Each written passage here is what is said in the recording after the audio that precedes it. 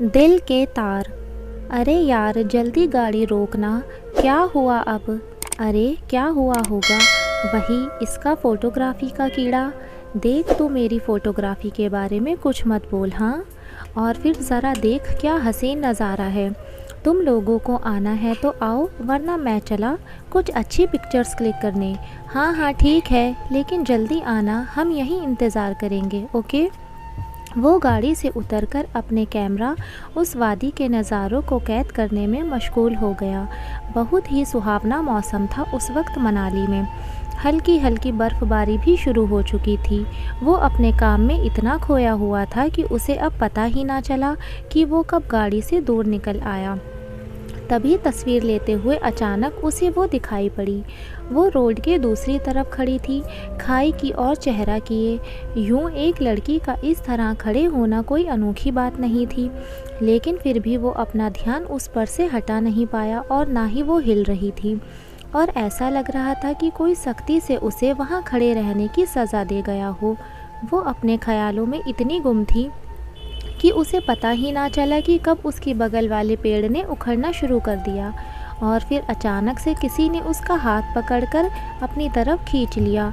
धड़ाम की आवाज़ के साथ वो पेड़ करीब आधी बर्फ़ को रौंदता हुआ नीचे खाई में जा गिरा। एक पल के लिए जैसे वहाँ सन्नाटा पसर गया। उसे एहसास ही नहीं हुआ कि कब उसने उस लड़की का हाथ अपनी ओर खींचा और अब वो उसके सीने से लगी हुई थी। वो सहम गया था इस डर से कि अगर उसने अपना हाथ ना बढ़ाया तो वो लड़की इस वक्त खाई में होती। उस लड़की ने एक पल के लिए फिर खुद को देखा और फिर उस पर उन आँखों में इस बात का ज़रा भी खौफ नहीं था कि अभी कुछ देर पहले उसकी जान भी जा सकती थी। डर की जगह उन आँखों में उसे एक दर्द दिखाई दिया, एक गहरा दर्द। आप ठीक तो हैं? हाँ, वो मुझे पता ही नहीं चला कब वो पेड़ मेरी जान बचाने के लिए शुक्रिया। इतना कहकर वो मुड़कर जाने लगी। उसने उसे रोकना चाहा, शायद पूछना चाहता था कि आखिर कोई अपनी जान के लिए इतना लापरवाह कैसे हो सकता है, लेकिन कैसे पूछता। वो थी तो उसके लिए एक अजनबी। तभी उसकी नज़र ज़मीन पर गिरे एक कागज़ पर पड़ी। वो कागज़ शायद उस लड़की के पास से गिरा था वहाँ। उसने वो कागज़ उठाकर खोला कि तभी, अरे विशाल, क्या हुआ था? तू ठीक तो है ना? हमने वहाँ से कुछ गिरने का शोर सुना। ये उसके दोस्त अनंत की आवाज़ थी। हाँ, कुछ नहीं हुआ, सब ठीक है। लेकिन वो लड़की कौन थी? उसके दूसरे दोस्त युवराज ने पूछा। पता नहीं, उसने बड़ी लापरवाही से बात को टालते हुए कहा। चल, अभी बहुत ले ली तस्वीरें, मौसम ख़राब हो रहा है, हमें वापस होटल लौटना चाहिए। ये कहकर उसके दोस्त गाड़ी की तरफ बढ़ने लगे। उसने एक बार फिर मुड़कर पीछे देखा और फिर उस कागज़ के टुकड़े को और मोड़कर अपनी जेब में रख लिया। उस शाम मौसम में तूफ़ान की शुरुआत हो चुकी थी। वो एक 5 स्टार होटल का आलीशान कमरा था। हेलो पापा। हेलो विशाल बेटा, कैसे हो तुम? कैसी चल रही है तुम्हारी वेकेशन? दूसरी तरफ से आवाज़ आई। मैं एकदम ठीक हूँ पापा, आप और माँ कैसे हैं? हम बिल्कुल ठीक हैं। तुम्हारी माँ तुम्हें याद कर रही थी, लेकिन तुम ये बताओ कि तुम लोग वापस कब आ रहे हो? क्या पापा, अभी यहाँ आए हुए हमें 3 दिन तो हुए नहीं और ये सवाल आप दूसरी बार पूछ रहे हैं? उसने दिखावटी नाराज़गी जताते हुए कहा। क्या करूं बेटा, कभी तुम्हें खुद से दूर नहीं भेजा ना। पर पापा, अब मैं बड़ा हो चुका हूं। हाँ हाँ पता है, तभी तो तुम्हें रोका नहीं। तुम्हारा जब मन करे घूमो, एंजॉय करो, आराम से वापस आना, कोई जल्दी नहीं है, ओके। थैंक यू पापा, बाय। ये है विशाल अग्निहोत्री, दिल्ली शहर के जाने माने बिजनेसमैन वरदान अग्निहोत्री का इकलौता बेटा। दिखने में तो ये जनाब किसी हैंडसम हंग से कम नहीं है और फ़िलहाल अपने 2 दोस्तों के साथ छुट्टियां बिताने मनाली आए हैं। वैसे आपकी जानकारी के लिए बता दें कि अपने पिता के बिज़नेस में ज़्यादा इनकी रुचि म्यूज़िक और फोटोग्राफी में है। विशाल आया तो यहाँ एक मुसाफिर बनकर है, लेकिन उसे ये नहीं पता कि किस्मत उसे उसकी ज़िंदगी की कौन सी हकीकत से रूबरू करवाने वाली है। वो एक बड़ा सा अंधेरा कमरा था, जिसके बीच में मेज़ पर एक धीमी रोशनी वाला स्टडी लैंप जल रहा था। उस कमरे में ज़्यादा कुछ नहीं, बस एक बेड, किताबों से भरी अलमारी, दीवारों पर बड़ी बड़ी पेंटिंग्स और एक स्टडी टेबल थी।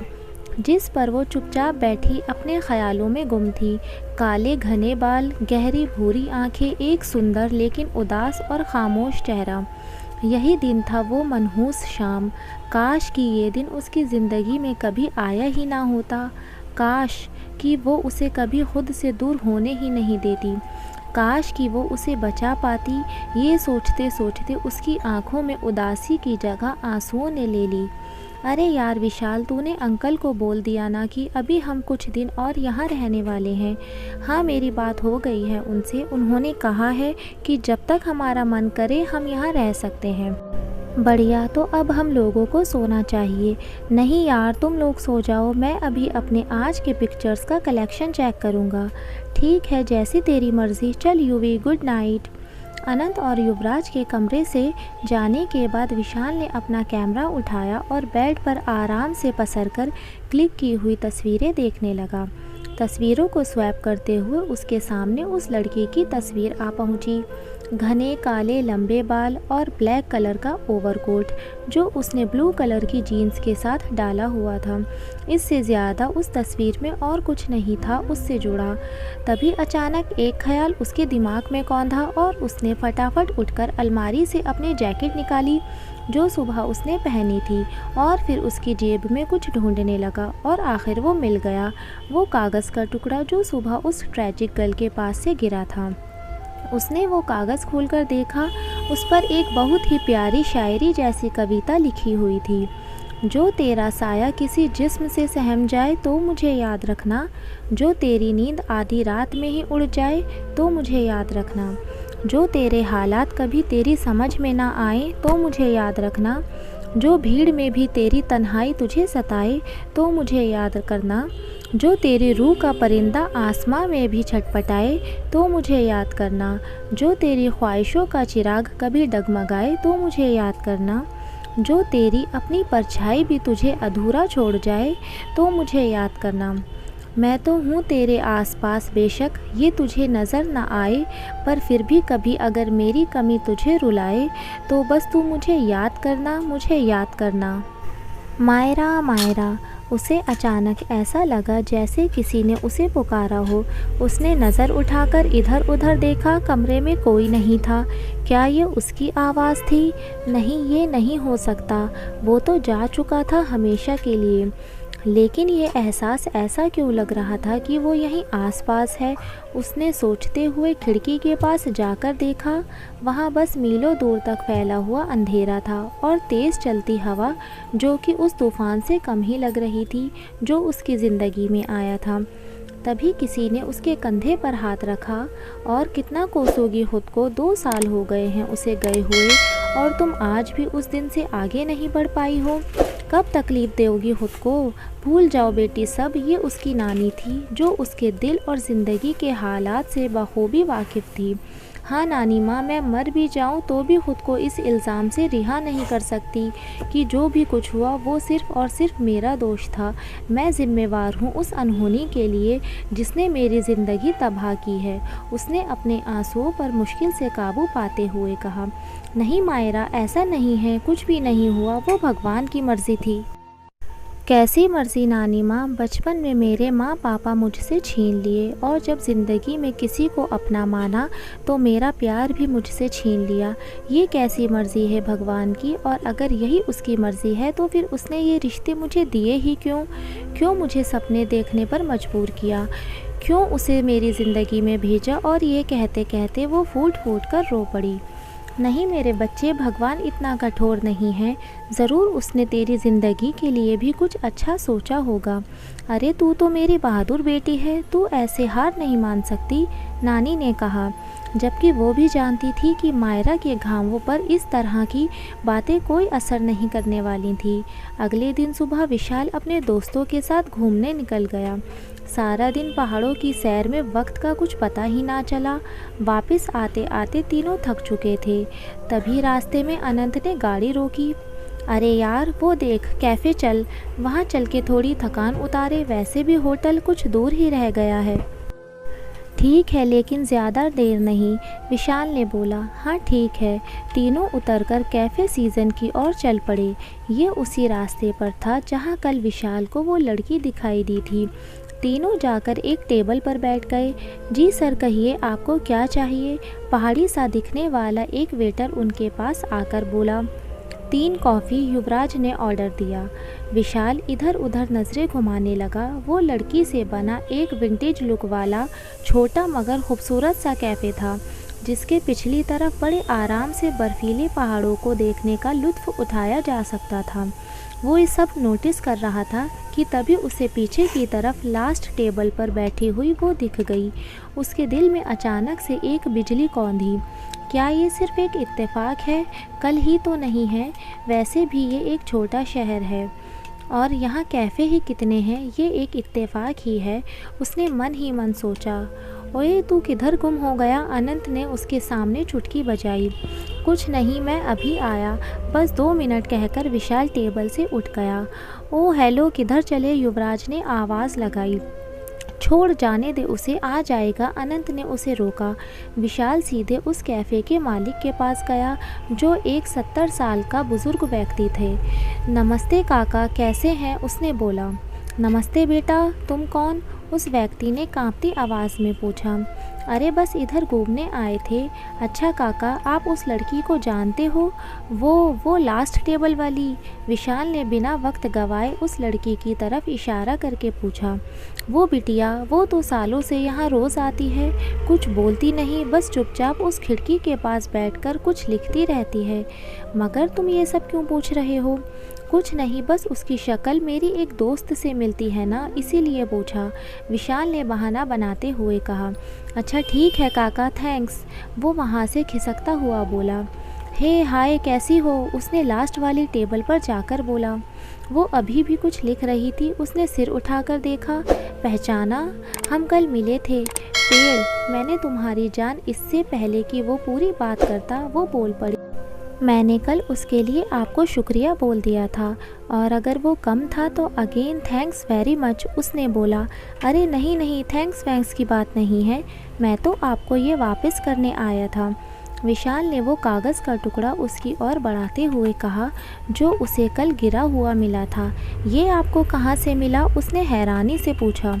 ये वही है जहाँ आप मिली, आई मीन ये कल गिरा था आपके पास से, शायद तो मैंने उठा लिया कि अगर आप दोबारा मिली तो वापस कर सकूं। वैसे आप काफ़ी अच्छा लिखती हैं मायरा जी। आपको मेरा नाम? फिर से उसे ध्यान आया कि वो अपनी कविता के नीचे अक्सर अपना नाम लिखती है। शुक्रिया, ये मुझे लौटाने के लिए ये वाकई बहुत ज़रूरी था। मायरा ने उस कागज़ की तरफ देखते हुए बोला, जैसे वो उसकी कोई बहुत बड़ी पूंजी थी। अरे शुक्रिया कैसा, मैंने तो बस किसी की खोई हुई चीज़ उसे वापस दी है। वैसे मेरा नाम विशाल है, उसने बैठते हुए कहा। मायरा ने एक ठंडी मुस्कान के साथ उसकी तरफ देखा, जैसे उसे उसका नाम जानने में कोई दिलचस्पी नहीं थी। तो आप एक राइटर हैं? उसने सामने रखी डायरी, पेन और किताबों को देखते हुए पूछा। जी हाँ, बस यूँ ही थोड़ा बहुत लिख लेती हूँ। अच्छा, वैसे एक तरीका है जिससे आप अपना शुक्रिया भी अदा कर सकती हैं और आपके दिल पर कोई बोझ भी नहीं रहेगा कि मैंने आपकी जान बचाई। विशाल ने मुस्कुराते हुए हीरो वाले अंदाज में कहा। मैं कुछ समझी नहीं, आप क्या कहना चाहते हैं? मायरा ने हैरत भरी नज़रों से उस शख्स से पूछा, जो अभी भी उसके लिए एक अजनबी था। देखिए, आप लिखती हैं और जाहिर है कि आपके पास बहुत सी किताबें होंगी, और मैं ठहरा किताबों का शौकीन। तो अगर आपको कोई एतराज़ ना हो तो आप मुझे अपनी किताबों के कलेक्शन में से कुछ किताबें दे सकती हैं पढ़ने के लिए। मैं पक्का उन्हें लौटा दूँगा।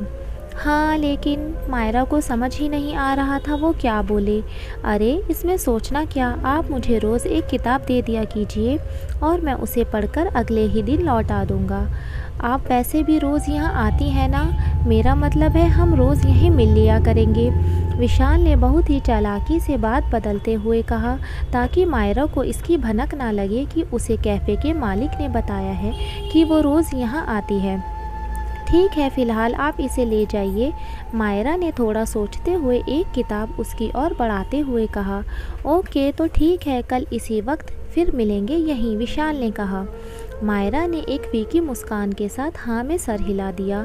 ओ हीरो कहाँ गायब हो गया था?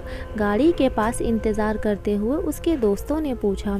अरे कुछ नहीं, तुम लोग ऐसे ही सवाल करते रहते हो। देख विशाल, तू हमसे कुछ छिपाता है। कल भी तूने ऐसे ही टाल दिया। चल अब बात बता, क्या बात है? अनंत ने गंभीर लहजे में पूछा। और अब तू कब से ये किताब पढ़ने लग गया? हाँ, युवराज ने उसके हाथ में किताब देखकर कहा। ओके फाइन, चलो मैं गाड़ी में बताता हूँ सब तुम लोगों को, विशाल ने बोला, क्योंकि अब उसे भी लगा था कि छिपाने का कोई फ़ायदा नहीं है। अच्छा तो ये बात है और तू हमें अब बता रहा है? लेकिन यार तू बच के रह, ये पहाड़ी लोगों का कुछ नहीं पता होता।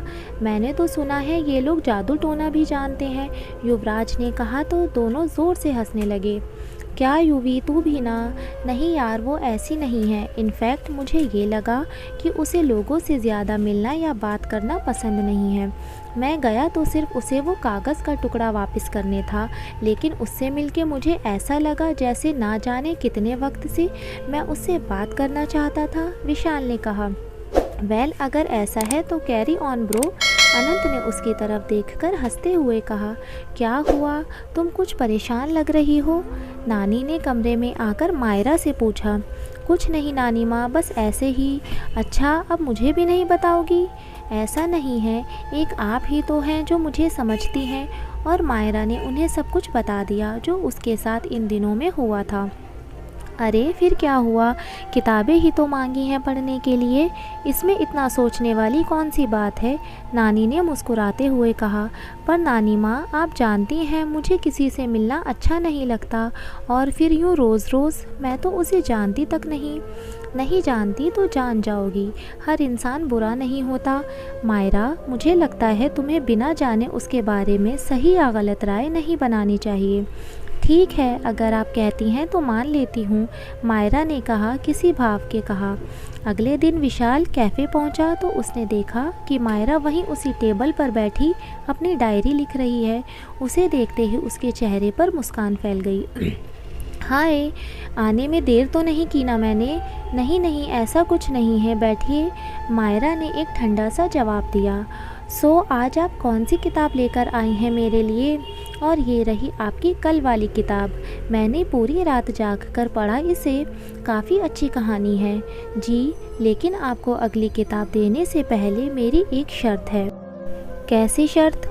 ये कि हम जब भी मिलेंगे तो आप मुझसे ज़्यादा बात करने की कोशिश नहीं करेंगे, और ना ही कभी ऐसा कोई सवाल करेंगे जो मेरी निजी ज़िंदगी से जुड़ा हो, क्योंकि मैं यहाँ सिर्फ अपनी कहानियों को समय देने आती हूँ। बोलिए, मंजूर है? हाँ, मुझे कोई प्रॉब्लम नहीं है, बस आपसे एक रिक्वेस्ट है। कैसी रिक्वेस्ट? कि आप भले ही मुझसे कोई बात ना करें, लेकिन अगर किसी किताब या कहानी से जुड़ा कोई भी सवाल होगा तो आप मेरी मदद करेंगी। बोलिए, मंजूर है? विशाल ने ठीक मायरा के लहजे में ही कहा। ठीक है, मायरा ने हामी भरते हुए बोला। तो फिर मेरी किताब, विशाल ने हाथ बढ़ाते हुए कहा। ये रही। तो इस तरह शुरू हुआ विशाल और मायरा की मुलाकात का सिलसिला। हालांकि मायरा की शर्त के हिसाब से उनके बीच कोई बात नहीं होती, मगर विशाल हमेशा किताब में से उसके लिए कुछ ढूंढ ढूंढ कर सवाल निकाल ही लाता।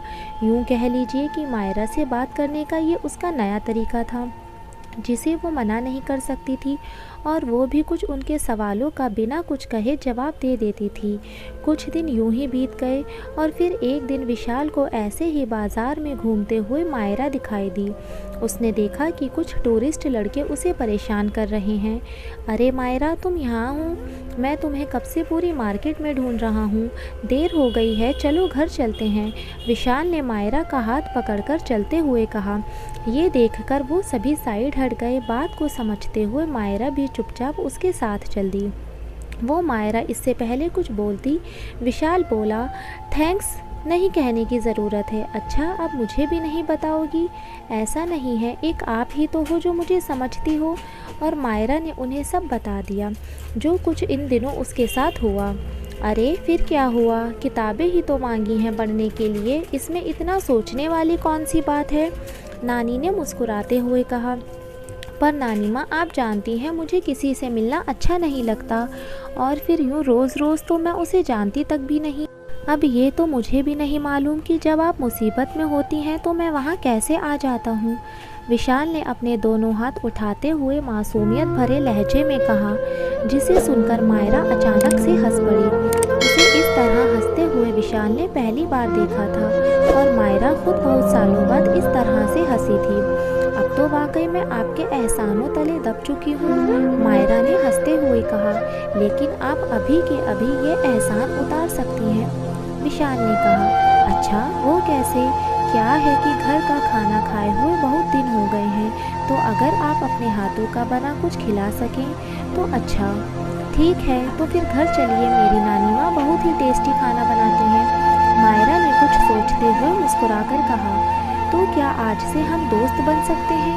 आई स्वेयर मैं आपको बिल्कुल परेशान नहीं करूँगा। मंजूर, पर शायद अभी तक हमारा ठीक से इंट्रोडक्शन भी नहीं हुआ है। कोई बात नहीं, अभी कर लेते हैं। हेलो, आई एम विशाल, विशाल अग्निहोत्री। तो मिस मायरा? मायरा श्रीवास्तव। ओह, तो मायरा श्रीवास्तव, क्या आप मुझसे दोस्ती करेंगी? विशाल ने अपना हाथ आगे बढ़ाते हुए कहा। श्योर, मायरा ने भी हाथ मिलाते हुए बोला। तो आप क्या करते हैं मिस्टर विशाल अग्निहोत्री? बेसिकली मैं दिल्ली से हूँ और हाल ही में मैंने अपना फ़ोटोग्राफी का कोर्स पूरा किया है। इसके अलावा मैं म्यूज़िक का स्टूडेंट रह चुका हूँ। म्यूज़िक? ये सुनते ही मायरा के चेहरे पर मुस्कान की जगह उदासी ने ले ली। क्यों, आपको म्यूज़िक पसंद नहीं? नहीं नहीं, ऐसा नहीं है। और कौन कौन है आपके घर में? मायरा ने बात बदलते हुए कहा, पापा और माँ और आपकी फैमिली में मैं और मेरी नानी माँ। और आपके पेरेंट्स? मेरे माँ पापा बचपन में ही गुजर गए थे। Oh, I am sorry, I am really sorry, it's okay. लीजिए, घर आ गया। मायरा ने घर की तरफ इशारा करते हुए कहा। कौन आया है मायरा? नानी ने पूछा।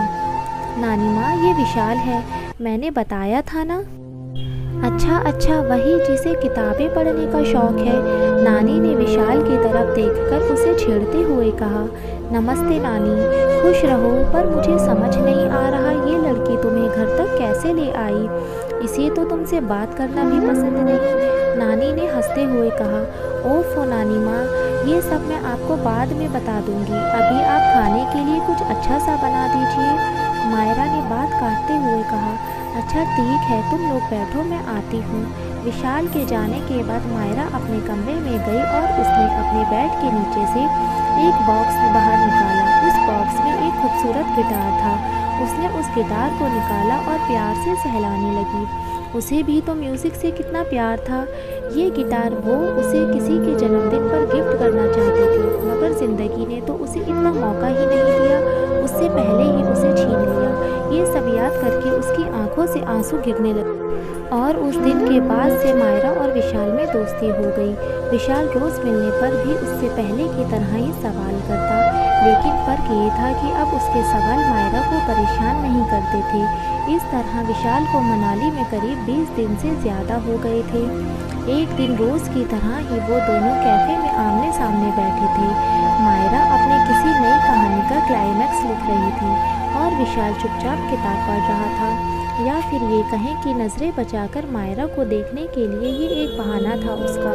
तभी विशाल के मोबाइल पर अनंत का कॉल आया। यार विशाल, और कितनी देर लगेगी? हम यहाँ बाहर तेरा वेट कर रहे हैं। ठीक है, आता हूँ, कहकर विशाल ने फ़ोन रख दिया। मायरा, मुझे अब चलना चाहिए, बाहर मेरे दोस्त इंतज़ार कर रहे हैं, हम कल मिलते हैं। ठीक है, बाय, कहकर विशाल चला गया। उसके जाने के बाद मायरा ने देखा कि वो अपना कैमरा अपनी सीट पर ही भूल गया है। उसने कैमरा उठाया और उसे देने के लिए विशाल के पीछे बाहर निकल गई। पार्किंग एरिया में पहुंचकर उसने देखा कि विशाल अपने दोस्तों से बात कर रहा था। अरे यार, जब तू उसे इतना पसंद करता है तो किस बात का इंतज़ार कर रहा है? आप बोल भी दे कि तुझे उससे प्यार हो गया है।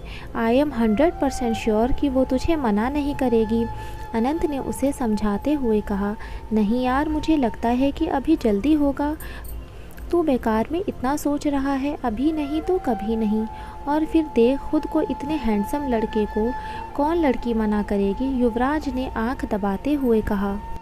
नहीं यूवी, वो ऐसी नहीं है और मुझे लगता है कि अभी ये सब बताना सही नहीं है। अब तुम लोग बताओ मैं क्या करूं? विशाल ने पूछा, लेकिन उन दोनों ने कोई जवाब नहीं दिया। तुम लोग कुछ बोल क्यों नहीं रहे और मुझे ऐसे घूर क्यों रहे हो? विशाल ने हैरानी से बोला।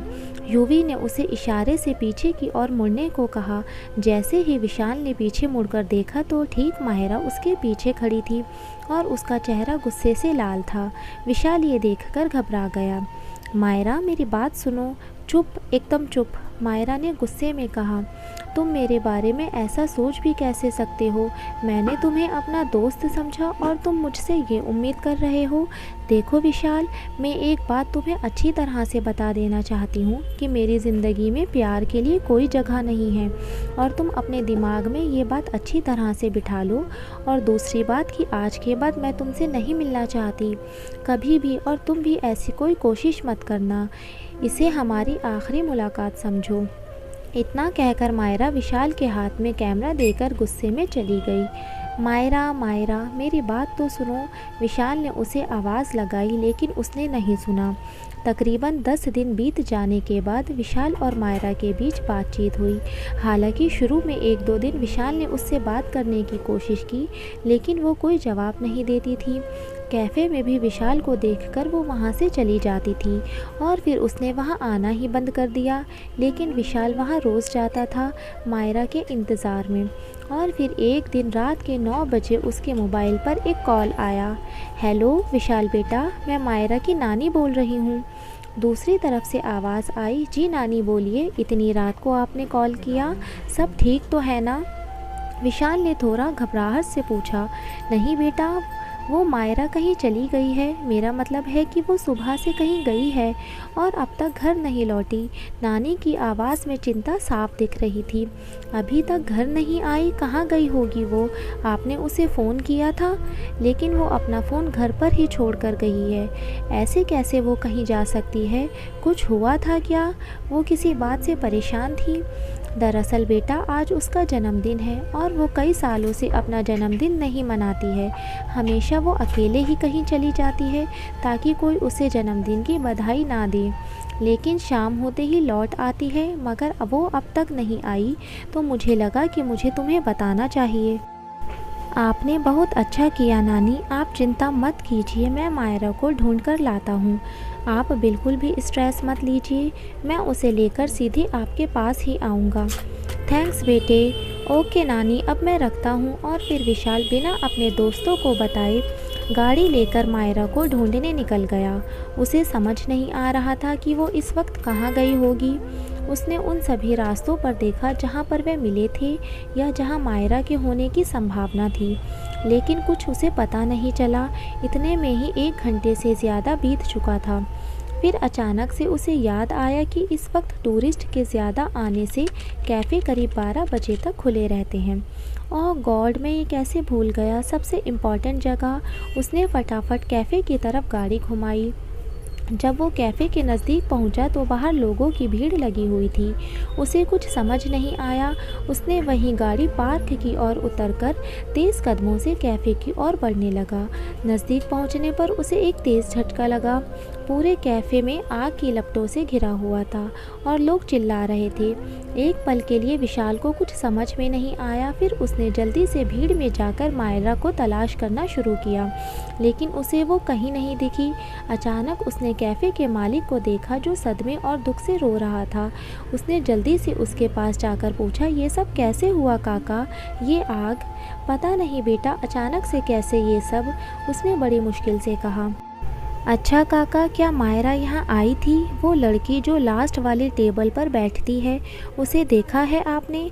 पता नहीं बेटा, हाँ वो आई तो थी, तुम देखो यहीं कहीं होगी वो।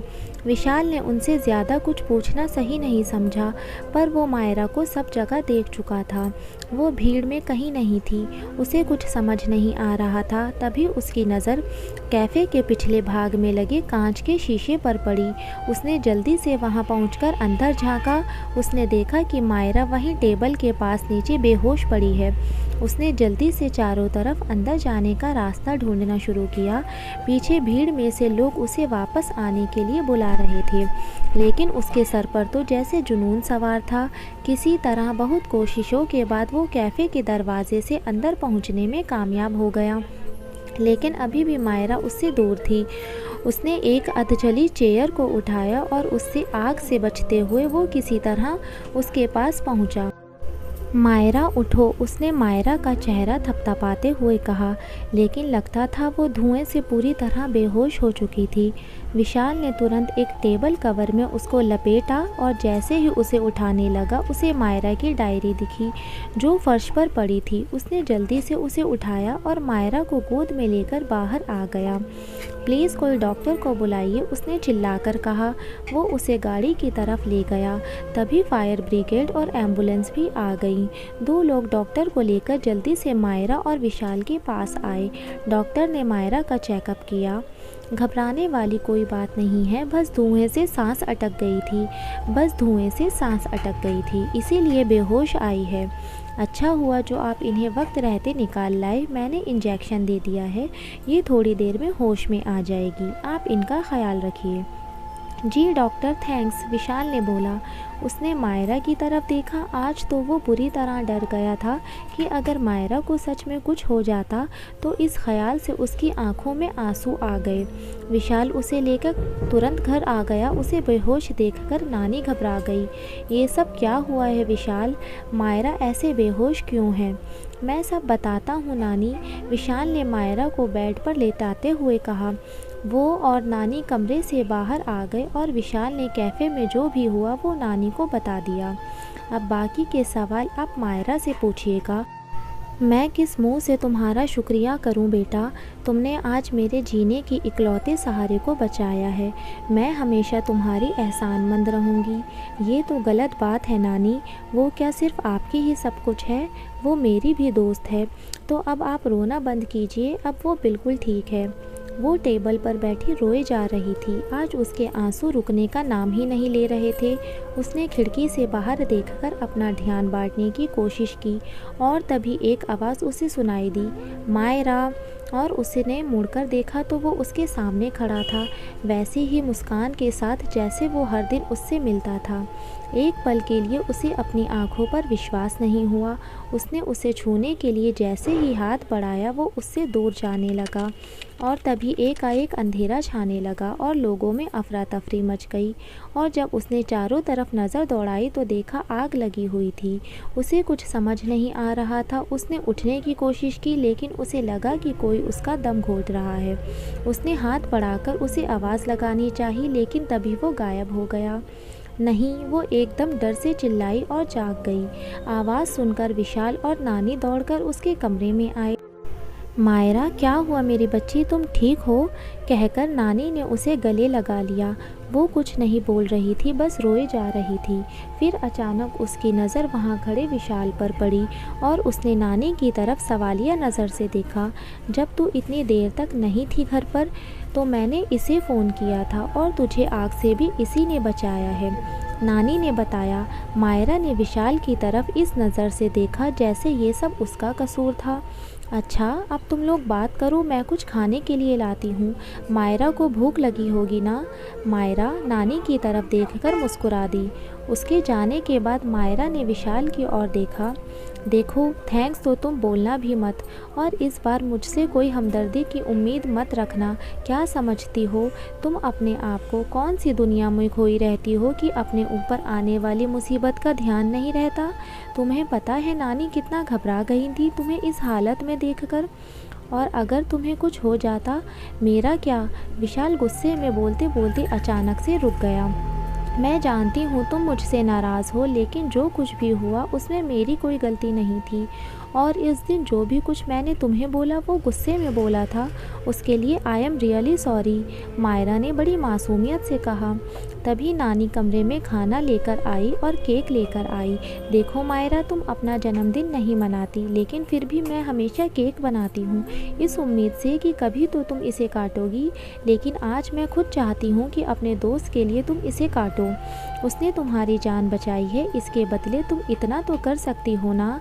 मायरा ने सिर पर हाथ फेरते हुए कहा, ठीक है नानी माँ, आप कहती हैं तो मैं ज़रूर करूँगी ये। और इस तरह नानी विशाल के बहाने से मायरा का जन्मदिन मनाने में सफल हो गई। उन्हें खुशी थी कि विशाल के आने से मायरा में कुछ तो बदलाव हुआ था।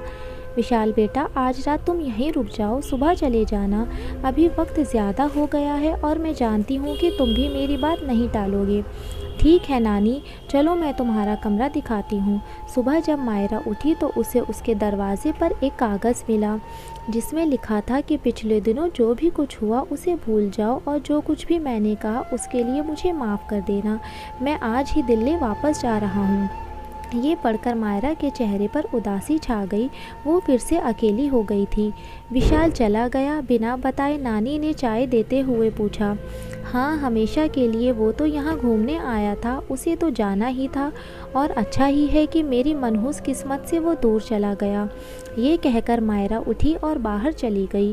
विशाल को मनाली से आए हुए 6 महीने बीत चुके थे। उसने बहुत कोशिश की मायरा को भुलाने की, लेकिन वो उसे अपने दिल से नहीं निकाल पा रहा था। इसी बीच उसने अपना ध्यान हटाने के लिए अपने पापा का बिजनेस भी ज्वाइन कर लिया था, मगर फिर भी वो कहीं ना कहीं उसके ख्यालों में आ ही जाती थी। इधर माहिरा ने फिर से अकेलेपन को अपना साथी बना लिया था, क्योंकि उसका मानना था कि प्यार की अब उसकी ज़िंदगी में कोई जगह नहीं है और ना ही उसे इसका हक है। हालांकि वो भी विशाल की बकबक को बहुत मिस करती थी। विशाल बेटा, क्या बात है? मैं देख रहा हूँ जब से तुम दिल्ली वापस आए हो तुम उदास रहते हो। आखिर बात क्या है? आखिर क्या बात है? अगर कोई प्रॉब्लम है तो बताओ मुझे, मिस्टर वरदान ने विशाल से पूछा। नहीं, ऐसी कोई बात नहीं है पापा, मैं तुम्हारा बाप हूँ, बचपन से जानता हूँ तुम्हें। जब तक घर को अपनी बातों से सिर पे ना उठा लो तुम्हें चैन नहीं आता, और आजकल तुम किसी से सही से बात भी नहीं कर रहे हो। देखो, जो कुछ भी है साफ साफ बताओ, क्योंकि छिपाने से कोई फ़ायदा नहीं। ये सुनकर विशाल उनके गले लगकर रोने लगा और उन्हें सारी बात बता दी। ओह, तो अब समझ में आया, जनाब इश्क कर बैठे हैं। अरे लेकिन इसमें दुखी होने वाली कौन सी बात है? तुम्हें तो खुश होना चाहिए।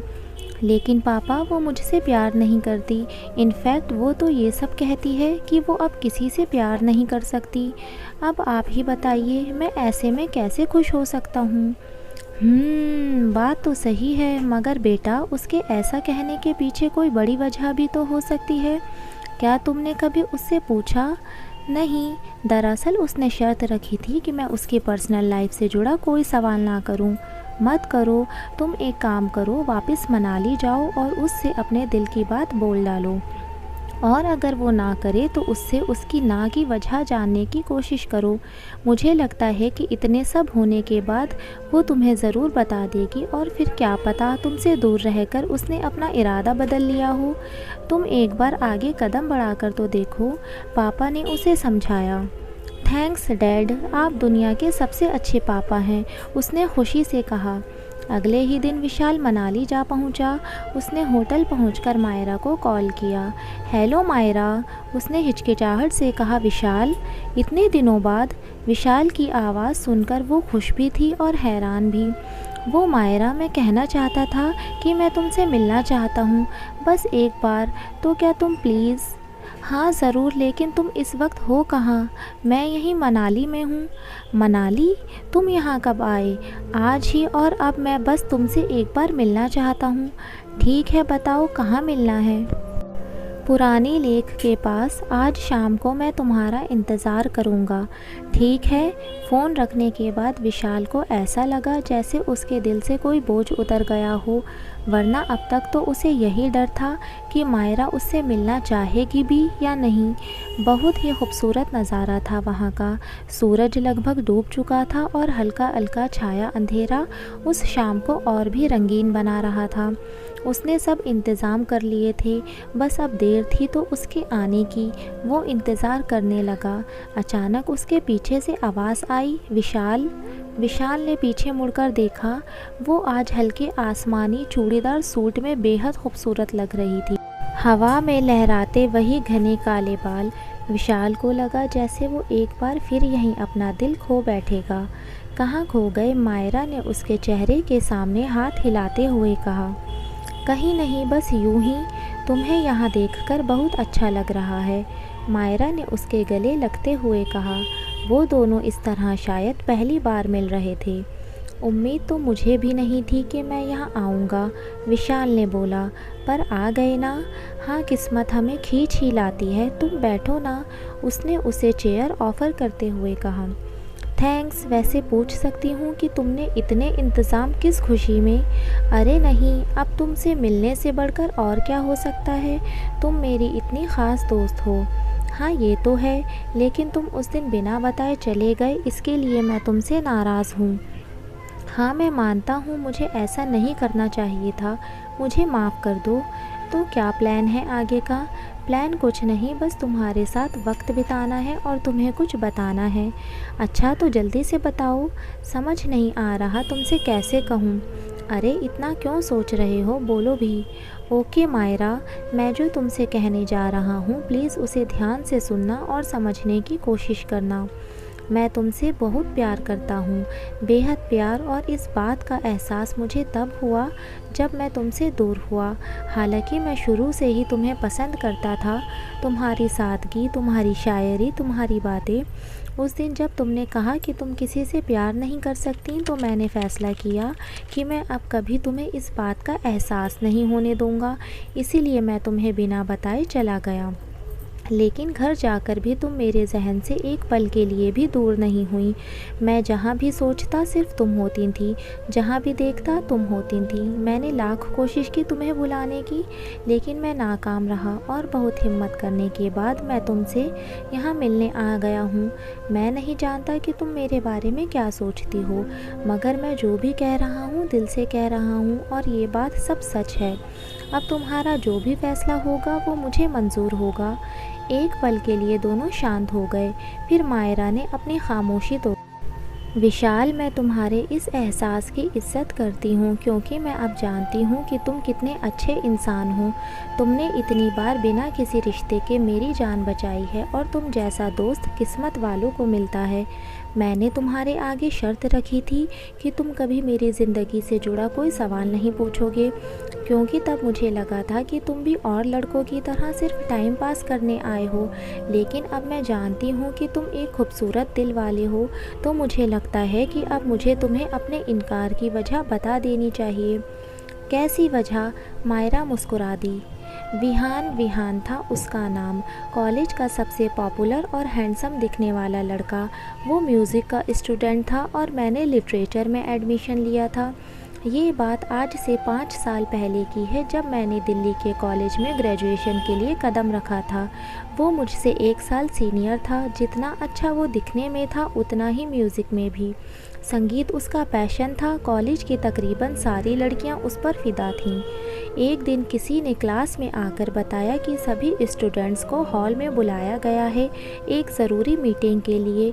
मुझे भी कुछ समझ नहीं आया, और जब मैं हॉल में पहुंची तो देखा वहां एक लड़का स्टेज पर अपने म्यूज़िक बैंड के साथ सबसे वाहवाही बटोर रहा है। हॉल में सब तरफ विहान की आवाज़ें गूंज रही थीं, और फिर उसने गाना शुरू किया।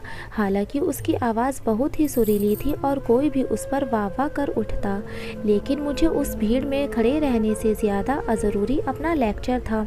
मैं अकेली ही वहाँ से निकल गई, और वो मेरी लाइफ का सबसे सही फ़ैसला था। मायरा हंसने लगी।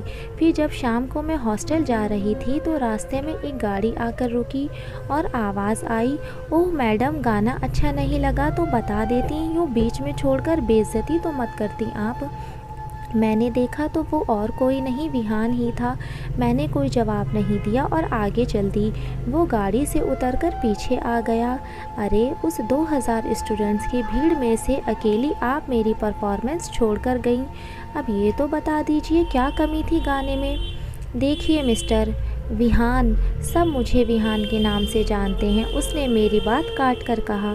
देखिए, आप जो भी हैं, मुझे ना तो आपके गाने में कोई इंटरेस्ट है और ना ही आपकी बातों में। अब आप मेरा रास्ता छोड़िए। ठीक है, छोड़ देते हैं, लेकिन एक शर्त है, आपको मुझे बताना पड़ेगा कि आप वहाँ से क्यों आ गईं। अजीब आदमी हैं आप। मैं आपको कह रही हूँ कि मुझे आप में कोई इंटरेस्ट नहीं है और आप हैं कि वजह पूछ रहे हैं।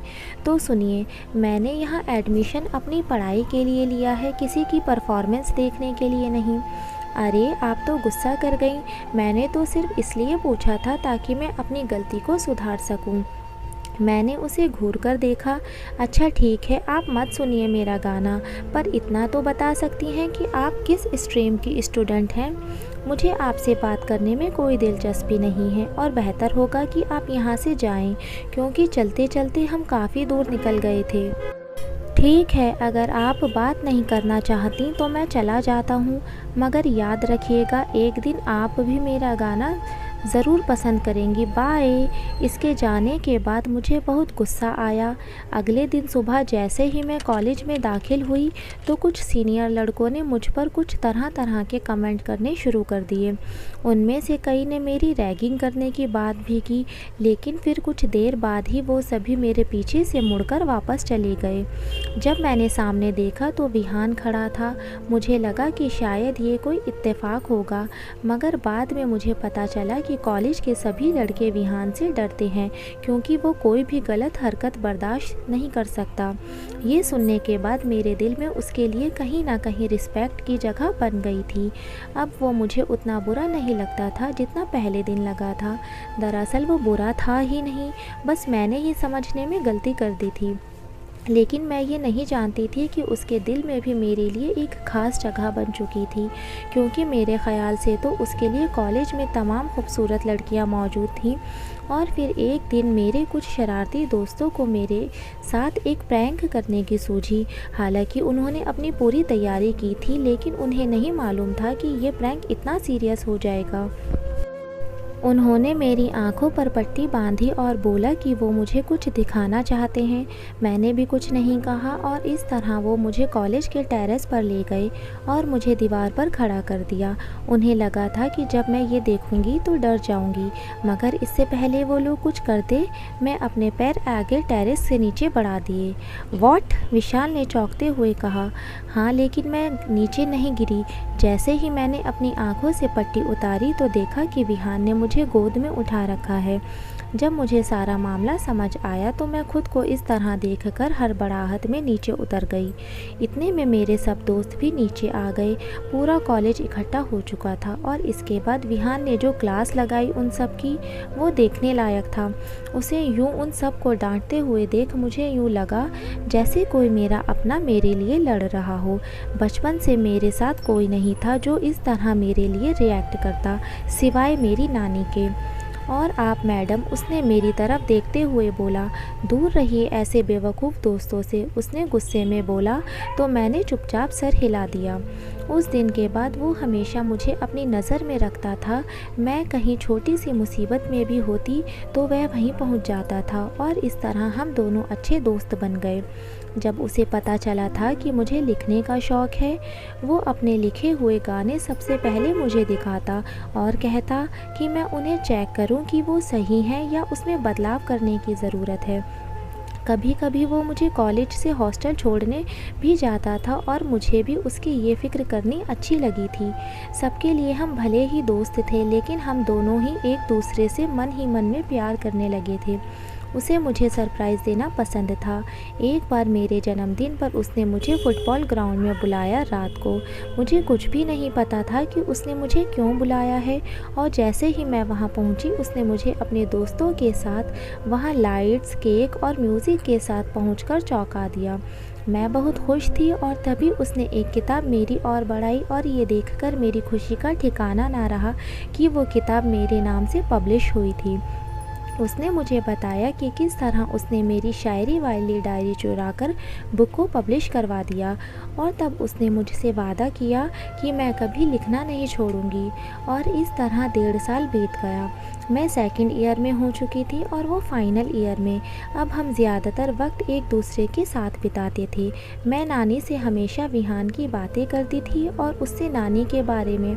नानी और विहान की बात भी अक्सर फ़ोन पर होती थी। अब नानी भी उसे पसंद करने लगी थी और एक दिन वो मेरी आंखें बंद करके हॉल में ले गया। उसने बताया कि आज उसका जन्मदिन है।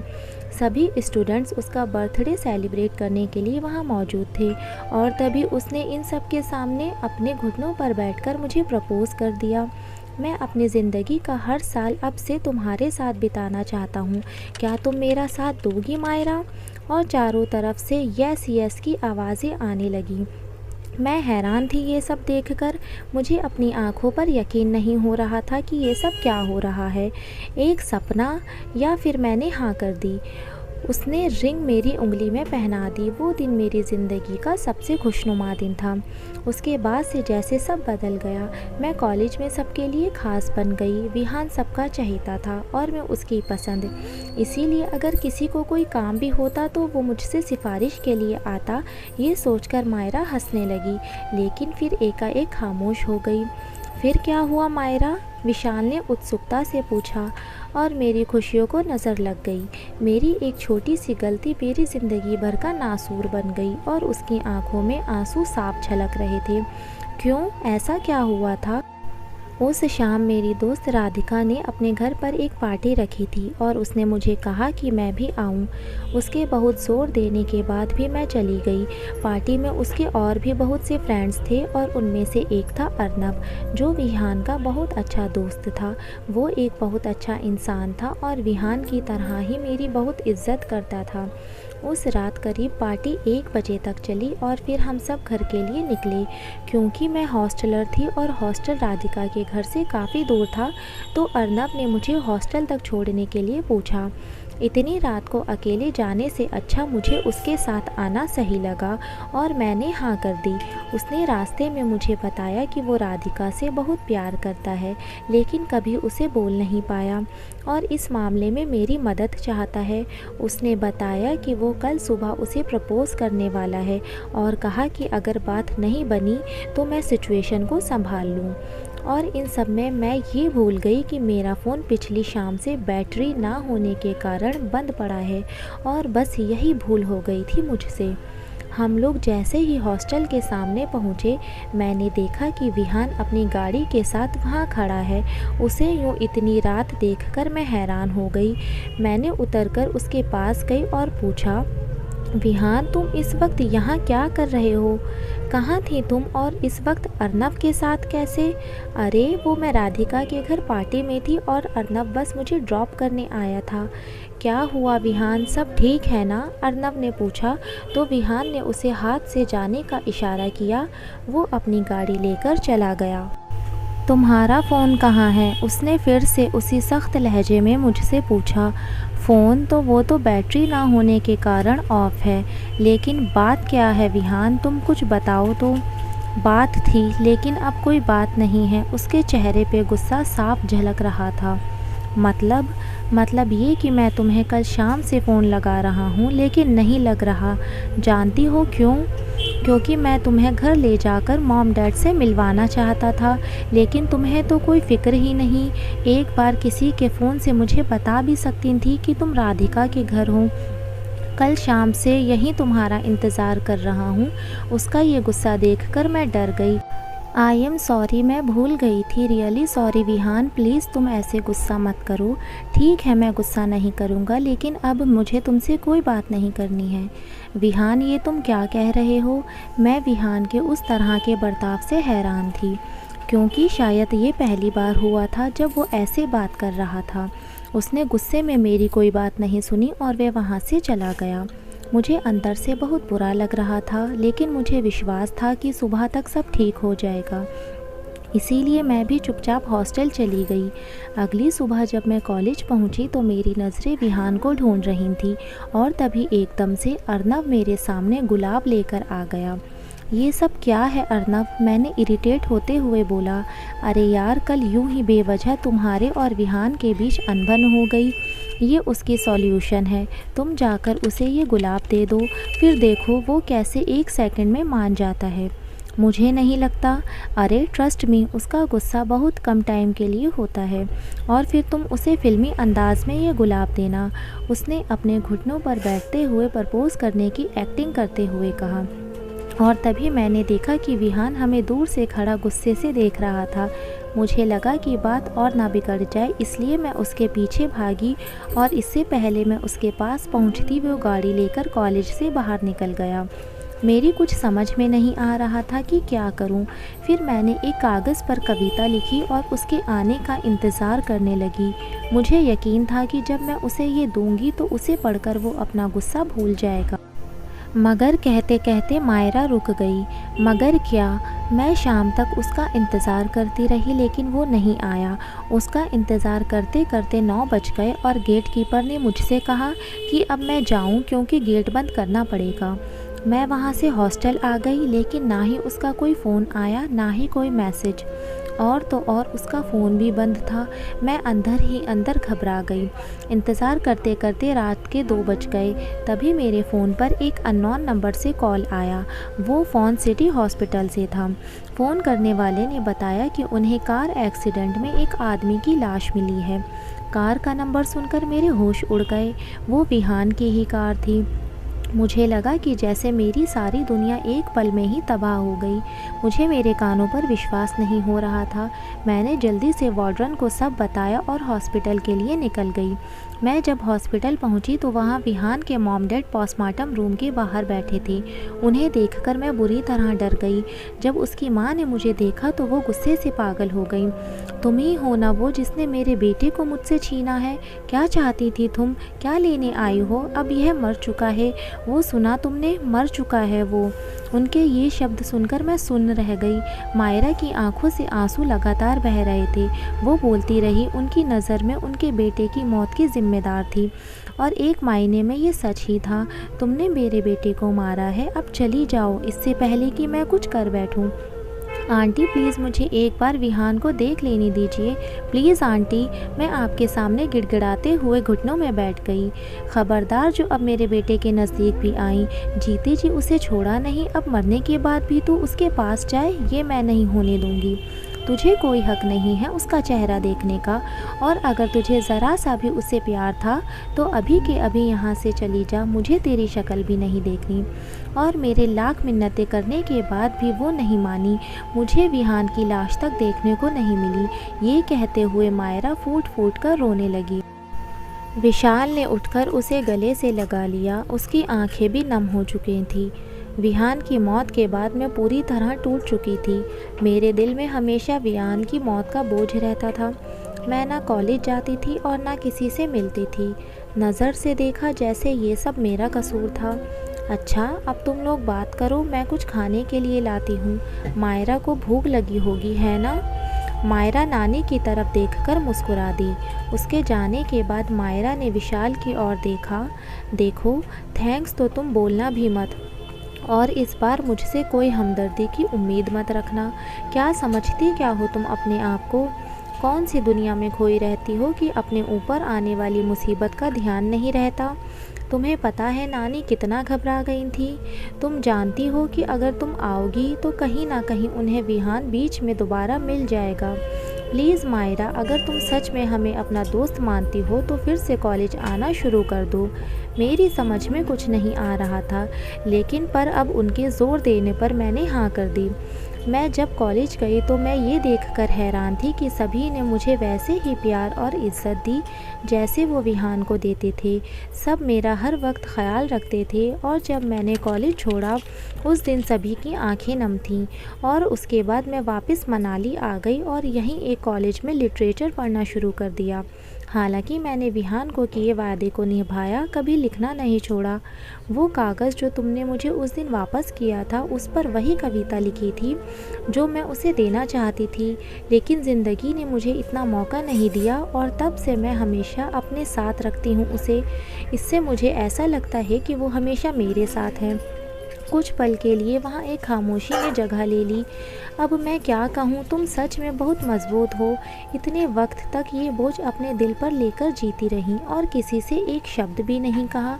मैं सच में बहुत खुशकिस्मत हूँ कि मैंने तुमसे प्यार किया, और मैं तुम्हें आज एक वादा करता हूँ कि चाहे तुम मुझसे प्यार करो या ना करो, चाहे तुम मुझे मिलो या ना मिलो, मैं तुम्हें हमेशा प्यार करता रहूँगा।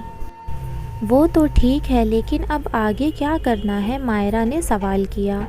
करना क्या है? चूँकि अब मैं तुम्हारी ना की वजह जानता हूँ तो कभी भी दोबारा तुमसे इस बारे में कुछ नहीं पूछूंगा। और अब जिस काम के लिए आया था वो तो हुआ नहीं, तो कल ही वापस जा रहा हूँ। लेकिन जाने से पहले मुझे तुमसे कुछ चाहिए। क्या? एक वादा कि चाहे कुछ भी हो जाए तुम अपने होठों पर यूं मुस्कान ही रखोगी हमेशा, इसे कभी गुम नहीं होने दोगी। बोलो मंजूर? मायरा ने हाँ में सिर हिला दिया। विशाल मनाली से खाली हाथ वापस आ गया, लेकिन इस बार उसके दिल में एक सुकून था और अब उसके दिल में मायरा के लिए प्यार और इज्जत दोनों ही बढ़ गए थे। घर पहुंचकर उसने सोचा कि पापा को इस बारे में बता दूंगा, पर वो काफ़ी बिजी थे। फिर एक दिन उन्होंने खुद ही उसे इस बारे में पूछा। तो बरखुरदार, बात कहाँ तक पहुंची? मायरा ने हाँ की या नहीं? नहीं पापा, उसका जवाब नहीं बदला, लेकिन हाँ, अब मैं उसके इनकार की वजह जानता हूँ। और सच कहिए, अब मुझे उसकी ना से कोई एतराज़ नहीं है। अच्छा, ज़रा मुझे भी बताओगे उसने ऐसा क्या कहा?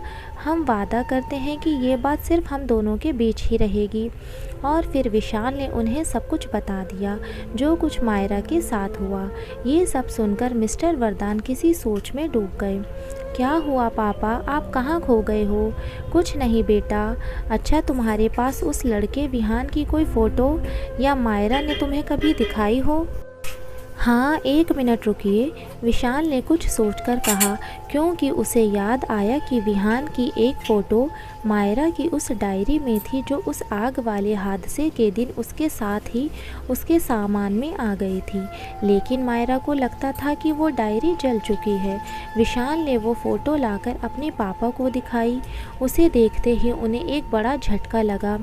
ओह गॉड, ये नहीं हो सकता, उनके मुंह से निकला। क्या आप ऐसा क्यों कह रहे हैं?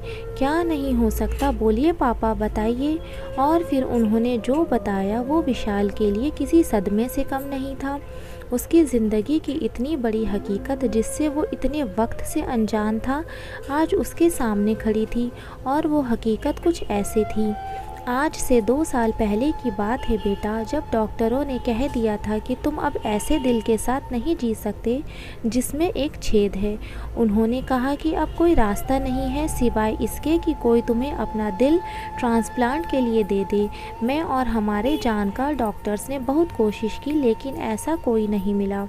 और फिर एक दिन तुम्हारी हालत गंभीर हो गई और तुम्हें हॉस्पिटल में भर्ती करना पड़ा। हाँ पापा, मुझे अच्छे से याद है, लेकिन मेरी सर्जरी का इन सब से क्या लेना देना? उस रात तुम बेहोश थे और हमें कोई रास्ता नहीं सूझ रहा था। डॉक्टर्स जवाब दे चुके थे कि अगर कोई दिल मिला तो ठीक, वरना हम तुम्हें खो देंगे। मैं उस वक्त तुम्हें बचाने के लिए कुछ भी करने को तैयार था। और तभी मुझे पता चला कि हॉस्पिटल में एक एक्सीडेंट केस आया है और उस लड़के की हालत बहुत गंभीर है।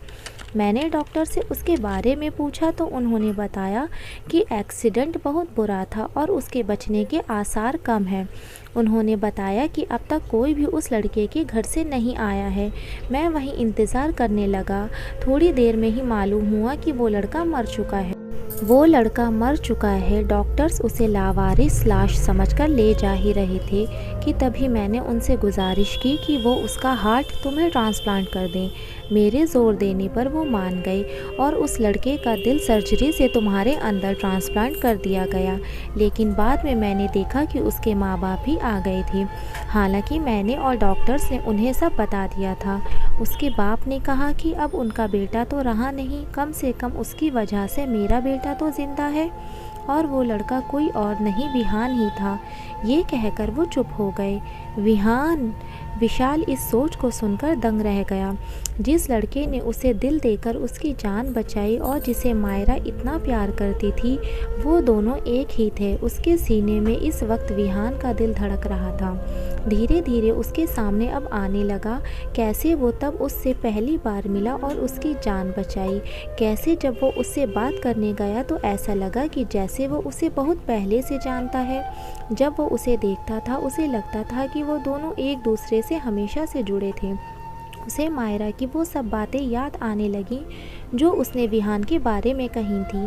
वो सोच रहा था कि अगर मायरा को इस बात का पता चलेगा तो उसे कैसा लगेगा, क्या सोचेगी वो उसके बारे में। इसी कश्मकश में 3 दिन बीत गए। अगली शाम उसके पास नानी का फ़ोन आया। हेलो विशाल बेटा, कैसे हो तुम? मैं ठीक हूँ नानी, आप कैसी हैं? और मायरा वो कैसी है? मैं ठीक हूँ बेटा, लेकिन तुम मायरा को रोक लो, वो मेरी बात नहीं सुन रही है। आप क्या कह रही हो, साफ साफ बताओ। मायरा ने अमेरिका के किसी यूनिवर्सिटी में अप्लाई किया था और अब वो अप्रूव हो गया है। वो कल ही जा रही है बेटा, उसने मुझे भी आज ही बताया है। बेटा उसे रोक लो, एक तुम ही हो जो फिर से उसे ज़िंदगी जीना सिखा सकते हो। तुम ही उसे इस अंधेरे से बाहर निकाल सकते हो। मैं तुम्हारे आगे हाथ जोड़ती हूँ, उसे रोक लो बेटा। नानी आप फिक्र मत कीजिए, मैं अभी आ रहा हूँ वहाँ। यह कहकर विशाल ने फ़ोन रख दिया। उसने अपने माँ पापा को सब बताया तो उन्होंने भी उसे जाने की इजाज़त दे दी। वो उसी वक्त मनाली के लिए निकल पड़ा, लेकिन दुर्भाग्यवश उस वक्त मौसम कुछ ज़्यादा ही ख़राब हो गया था और रास्ते में भारी बारिश और पहाड़ी रास्ता होने के कारण विशाल की गाड़ी एक पेड़ से जा टकराई। उसे बुरी तरह चोट आई थी। वो तो वहाँ से गुज़र रहे लोगों ने उसे वक्त से हॉस्पिटल पहुँचा दिया। बहुत तेज़ बारिश हो रही थी आज और फिर अचानक से तड़ाक की आवाज़ के साथ एक के बाद एक दीवार पर लगी 2 तस्वीरें नीचे गिरकर चूर हो गईं। कमरे में इतना सारा टूटा कांच देखकर मायरा एकदम डर गई। ये सिर्फ तूफान के कारण था या कोई अनहोनी का इशारा? उसने बाहर जाकर देखा, नानी अपने कमरे में सो रही थी। उसने विशाल को फ़ोन लगाया लेकिन वो बंद था। उसे बेहद घबराहट होने लगी, ठीक ऐसे ही जैसे उस दिन विहान के ना आने पर हुई थी। वो सुबह होने का इंतज़ार करने लगी। सुबह उसके फ़ोन पर रिंग बजी। उसने फ़ोन उठाया तो दूसरी तरफ से आवाज़ आई, हेलो मायरा बेटा, मैं विशाल का डैड बोल रहा हूँ, तुम जल्दी से हॉस्पिटल आ जाओ। कल रात विशाल का एक्सीडेंट हो गया था, तुम जल्दी से आ जाओ। ये सुनकर मायरा बेहोश होते होते बची। उसने रोते हुए सब नानी को बताया और उन्हें लेकर तुरंत हॉस्पिटल पहुंची। वहां विशाल के माँ पापा पहले से ही मौजूद थे। उसे देखते ही विशाल की माँ ने उसे गले से लगा लिया। बेटा हमें माफ़ कर दो, हम भी तुम्हारे गुनहगार हैं। ये आप क्या कह रही हैं आंटी? विशाल कैसा है? मायरा ने हैरान होते हुए पूछा। वो ठीक है बेटा, अभी खतरे से बाहर है, लेकिन उससे पहले कि तुम उससे मिलो मैं तुम्हें कुछ बताना चाहता हूँ। और फिर विशाल के डैड ने मायरा को विशाल और विहान से जुड़ी सारी सच्चाई बता दी, जिसे सुनकर मायरा को एक और झटका लगा। बेटा हमें माफ़ कर दो। माफ़ी किस लिए अंकल? जो कुछ भी मेरी और विहान की किस्मत में लिखा था वो तो होना ही था, उसमें आप लोगों का क्या कसूर? आपने तो एक बाप के नाते उस वक्त जो सही था वही किया। मायरा ने उन्हें समझाते हुए कहा, क्या मैं उससे मिल सकती हूँ? हाँ बिल्कुल। और मायरा उस कमरे की तरफ बढ़ने लगी जिसमें विशाल था। उसे एक एक करके सब याद आ रहा था कि किस तरह विहान के जैसे ही उसने हर बार उसकी जान बचाई थी। क्यों वो हर वक्त ये महसूस करती थी कि विहान उसके साथ है। जब भी विशाल उसके साथ होता था वो धीरे से कमरे में दाखिल हुई। विशाल आंखें बंद किए हुए लेटा था। उसने धीरे से जाकर उसे पुकारा, विशाल। उसने आंखें खोली तो देखा सामने मायरा खड़ी थी। उसके होंठों पर सुकून वाली मुस्कान थी। तुम कब आई? मायरा ने उसके मुंह पर उंगली रखते हुए कहा, तुम्हें क्या लग रहा था कि तुम मुझे नहीं बताओगे तो मुझे पता नहीं चलेगा क्या? यही कि ये जो खूबसूरत सा दिल तुम लिए फिरते हो ये किसी और का नहीं बल्कि उसका है जिससे मैं बहुत प्यार करती हूँ। कहते हुए उसकी आंखों में आंसू आ गए। लेकिन मायरा, मैंने तुम्हारे प्यार का दिल चुराया है, सज़ा तो मुझे मिलनी चाहिए थी। हाँ, और इसी वजह से तुम यहाँ हॉस्पिटल में आ गए है ना? लेकिन मैं तुम्हें इसके लिए माफ़ नहीं करूँगी। मायरा ने झूठा गुस्सा दिखाते हुए कहा। ये क्या बात हुई? नाराज़ तो मुझे तुमसे होना चाहिए। तुम इस दिल और मुझे दोनों को छोड़कर जा रही थी, ये कहाँ का इंसाफ है? हाँ मैं जा रही थी, लेकिन अब नहीं जा रही हूँ क्योंकि मैं एक बार अपना प्यार खो चुकी हूँ, दोबारा नहीं खोना चाहती। मायरा ने उसके सर पर हाथ फेरते हुए कहा, तो क्या तुम सच में मेरा साथ दोगी? हाँ, अब मेरी अमानत जो तुम्हारे पास है, कहते हुए मायरा हंस पड़ी। बाहर खिड़की से देखते हुए नानी खुश थी कि भगवान के खेल ने एक बार फिर से दो दिलों के तार को मिला दिया। अगर आपको ये स्टोरी पसंद आई हो तो इसे लाइक करें, कमेंट करें, शेयर करें।